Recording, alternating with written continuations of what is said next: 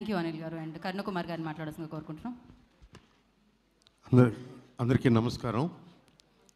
First SKN గారి కంటే ముందు నన్ను పిలిచినందుకు థ్యాంక్ యూ. ఆయన మాట్లాడిన తర్వాత మాట్లాడడానికి ఏముండదు. First of all congrats to all the team members. నేను ఈ సినిమా గురించి కొంచెం ఉద్వేగంగానే మాట్లాడడానికనే వచ్చాను. మనం పాతాళ భైరవి తెలుగులోనే తీసాం, అంటే తెలుగు సినిమా పాతాళ భైరవి. మాయాబజార్ కూడా తెలుగు సినిమానే, శంకరాభరణం తెలుగు సినిమానే. అలాంటి చాలా గొప్ప సినిమాలు, జ్యోతి అంటే చెప్పుకుంటూ పోతే చాలా గొప్ప సినిమాలు తీసాం తెలుగులో.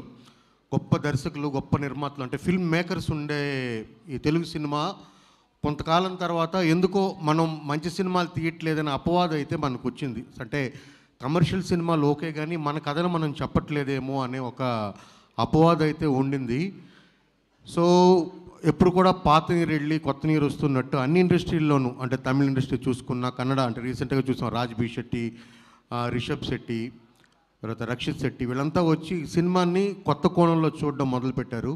అలాంటి జనరేషన్ ఇక్కడ వస్తుందా, తెలుగులో వస్తుందా రాదా అనుకున్నప్పుడు అలాంటి జనరేషన్ ఒకదానికి ఆద్యం పలిగించింది. అయితే అంటే కరోనాలో నేను పలాసా తీసినప్పుడు నన్ను ఫస్ట్ చూసి ఆ సినిమా చూసి బయటికి ఇంటర్వెల్లో నా భుజం మీద చేసి బన్నీవాసు గారు చెప్పిన మాటలు ఇంకా నాకు గుర్తున్నాయి.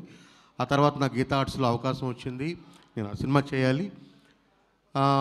కంటెంట్ని ఎప్పుడూ నమ్మి నాతో పాటు ఒక రోజంతా కూర్చొని నేను చెప్పిన అన్ని కథలు ఆయన విని ఈ కథలన్నీ చేయాలండి అని చెప్తున్నారు. ఇప్పటికీ ఈ రోజుకి మాట్లాడుతున్నారు.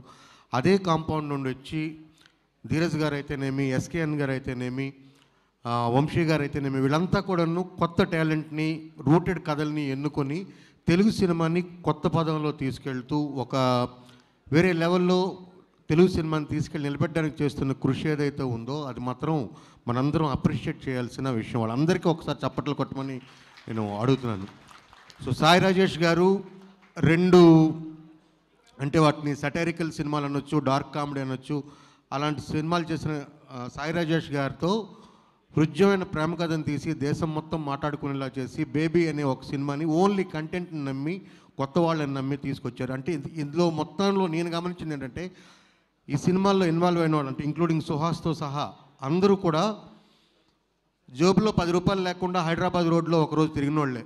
వాళ్ళందరికీ కష్టం తెలుసు కాబట్టి, రూట్స్ తెలుసు కాబట్టి, అంటే ఎస్కేఎన్ గారు అవ్వచ్చు, ధీరజ్ గారు అవ్వచ్చు, బన్నీవాస్ గారు అవ్వచ్చు, వీళ్ళంతా కూడాను వాళ్ళందరికీ అది తెలుసు కాబట్టి రూటెడ్ సినిమా జీవితాన్ని చెప్దాం అనుకుంటున్నాను. ఎందుకంటే మన కథలు మనం చెప్పాల్సినవి చాలా ఉన్నాయి. అందులో అంబాజీపేట మ్యారేజ్ బ్యాండ్ కూడా ఒక కథ. ఒక బ్యాండ్ పార్టీని ఎన్నుకొని వాళ్ళ వెనకాతలు ఉండే కష్టకాలను, ఎందుకంటే మొన్న నేను మట్కాలో ఒక సీన్ తీస్తున్నప్పుడు ఒక సెలూన్ షాప్ ముందు రాయాల్సి వచ్చింది కింద. నేనే శుద్ధబొక్కతో రాశాను, ఎందుకంటే ఆ రూట్ నాకు తెలుసు. అంటే మా వద్ద పెళ్ళికి శుభకార్యాలకు సన్నాయి మేళం లభించింది, ఎందుకంటే కొద్ది పీరియడ్ కాబట్టి సన్నాయి మేళం లభించిందని రాశాను. సో ఇది ఎంతమందికి ఈ జనరేషన్ తెలుసు అనేది తెలియదు, తర్వాత ఊర్లో ఏం జరుగుతుందో తెలియదు. సో ఇలాంటి విషయాలన్నింటినీ మన జీవితాలని మళ్ళీ మనం ఆవిష్కరించే ప్రయత్నం చేస్తున్నందుకు ధీరజ్ గారికి, మంచి కథలు తీసుకొస్తున్న ధీరజ్ గారికి, ఎస్కేఎన్ గారికి, GA2కి, బన్నీవాస్ గారికి అందరికీ హృదయపూర్వకంగా నమస్కారాలు తెలియజేసుకుంటూ థ్యాంక్ యూ సుహాస్. మన ఇద్దరు పెద్ద పరిచయం లేదు, but I'm a big fan of you. మీ యూట్యూబ్ వీడియోస్ దగ్గర నుండి నాకు తెలుసు. సో తొందరలో మనం కలిసి పనిచేయాలి.